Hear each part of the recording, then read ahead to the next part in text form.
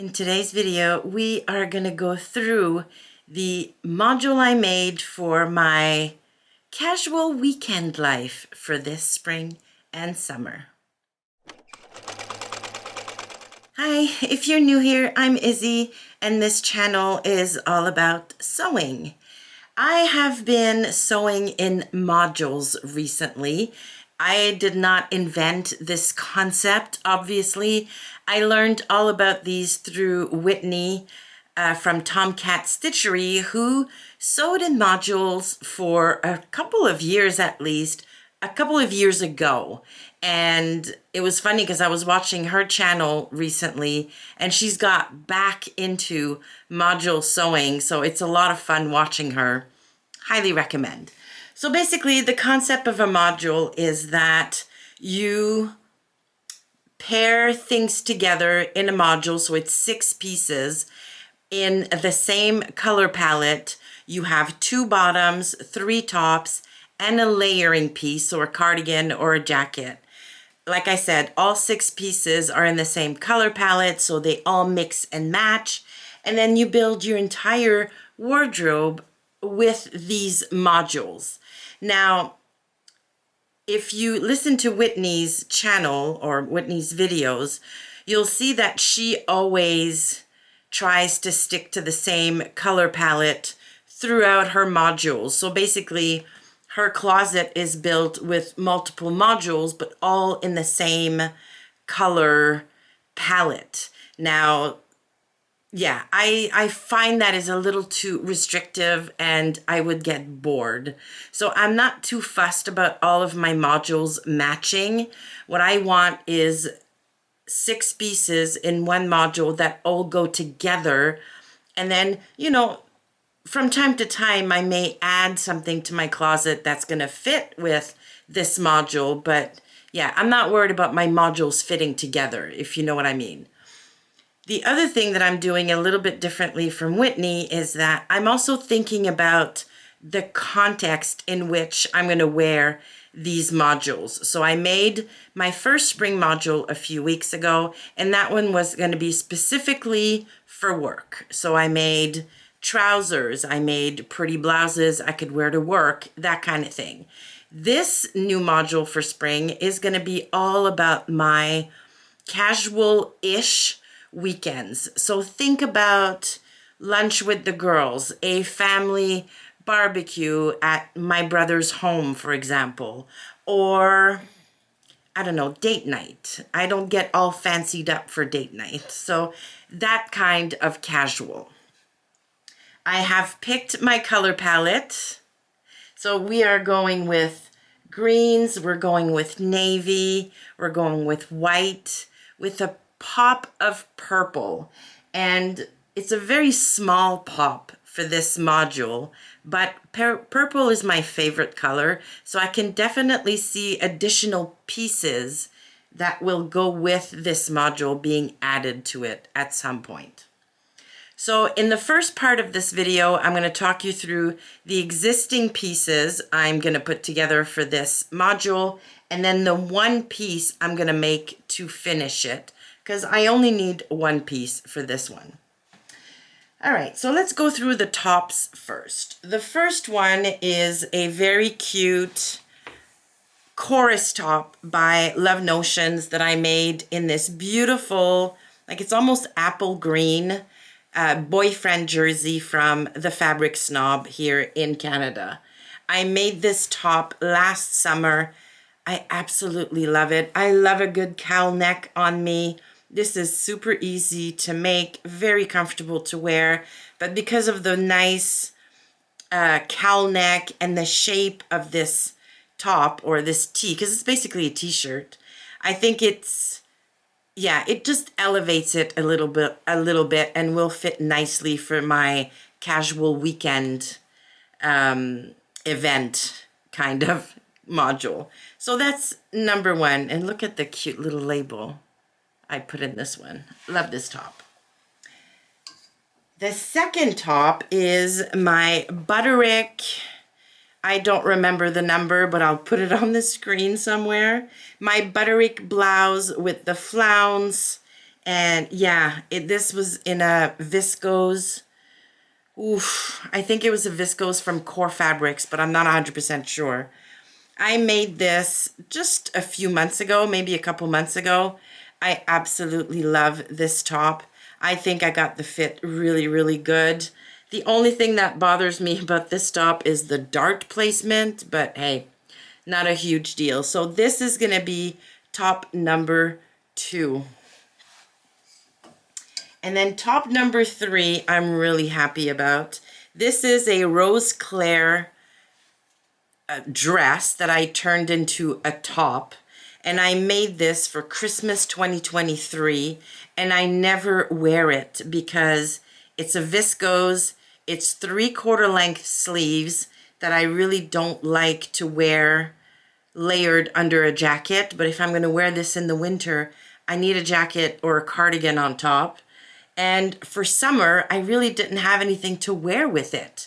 So now I will. So this is a Think Pink fabric from December 2023. It's a gorgeous, gorgeous rayon. And I absolutely love the color combo and the print of this top. This top is actually what inspired this whole color palette. So yeah, it's got the cream, it's got the dark green, the minty green, the pops of purple. Absolutely love this top. And it's just the right style for a casual event. I don't wear this to work because the V is kind of low, a little too low for work for my comfort level, but yeah, it's fine for like an event, date night, that kind of thing. So this is going to be the 3rd top in the module. Now my layering piece is going to be this cozy cardigan by Stylark in a navy ponte. And the ponte is from Core Fabrics. Now, the reason why I am okay putting a ponte cardigan in a spring-summer module is because the Core Fabrics ponte has a lot of rayon in it. It's such a nice ponte. It doesn't feel heavy. It doesn't feel like polyester at all. It's very soft. And it breathes almost. Like it's just a super nice fabric. So in this navy, I think it'll be super nice with all 3 of these tops. Like navy and mint. Is there a nicer color combo out there? I absolutely love this thing. So this is going to be my layering piece. Now, mind you, I just said I don't like to wear this top with a jacket, and I probably won't. This top on its own will be fine because it's got 3/4 sleeves. Now for my 2 bottoms, I've been wanting to have a white pair of jeans forever, but I'm not a fan of jeans. I find most denim that you find in like ready-to-wear stores is very stiff, it's very heavy, and if it's not stiff, it's very stretchy, and then, you know, the jeans cling and they show off things you don't necessarily want to show off. So I've really struggled to find myself a white pair of jeans, and I have zero interest in making myself jeans. But finally, I went shopping last week and found a pair of ready-to-wear white jeans. I don't know what it is about this denim, but it almost feels brushed. It almost feels like a nice, like flannel almost, but a sturdy. It's the weirdest thing, but absolutely love it. It's got a tiny, tiny bit of stretch, just enough to be comfortable, not enough to be super clingy. These are wide legs, which I am really and truly loving at the moment, and they fit me almost perfectly. There is a little bit of a gap in the waistband in the back. So what I might try to do is put a tiny bit of elastic back there just to kind of bring it all back in or bring it in tighter. And then I have to hem them. But that's the only thing I have to make to these jeans for them to fit me. Yeah, I think I'm going to really enjoy wearing these. They don't feel like they're going to be super hot when it's warm out. Yeah, super happy with my purchase. And then, as my second bottom, I'm going to make myself a pair of pants in this beautiful navy linen. This is a linen I got from Core Fabrics, if I remember correctly. It's gorgeous. I absolutely love it. And I'm going to make with this a pair of Coco Wideleg pants. Now, at first, I was going to make the Arden pants by Helen's Closet because I thought having the white jeans be wide leg, I should have a pair of a more like straight leg type trouser just for more versatility and more options when styling the tops. But this linen is not super opaque, and I don't know if you can, maybe not. And I was feeling a little bit about having trousers that are going to be a little bit closer to my body. So I'm just going to make the Cocos with this. I think with these tops, a wide leg is going to be just fine. So yeah, I'm going to take a chance and make the Cocos by Pattern Emporium in this linen. I have 3 yards of this, which will be more than enough to make the pants. What I might do though, now that I'm thinking about it, I might make the legs a tiny bit narrower when I cut the fabric. Yeah, that might be the thing to do. So anyways, I'll have a think about that and see if I really need narrower legs. I really do like the wide legs on me. So there you go. So here's my green, navy, and white module with a tiny pop of purple. And like I said, I have a few fabrics in my stash that are purple that could slide right into this module and yeah, work with these pieces as well. So I'm gonna now go off and make my pants, and then I'm gonna take pictures of many of the different outfits I'm able to make with these 6 pieces, and then I'll come back and wrap this video up by basically showing you all of the options I have. See you in a bit. And I'm back with my finished Coco pants. It's going to be really difficult to show you them on camera like this, but at the end I'm going to insert all of the twirls of all of the outfits that I managed to make. Now, I did go with the Pattern Emporium Coco pants for this linen, and actually I didn't say that in the other part, but this is a linen viscose, so it's not 100% linen. So the fabric is really, really nice and drapey and perfect for wide leg trousers. So it's not the stiffer, not that linen is super stiff, but the stiffer 100% linen you would typically get for a bottom weight fabric. So I ended up making these the same that I've made all of my other pairs. So I kept the legs wide. I did not narrow them at all.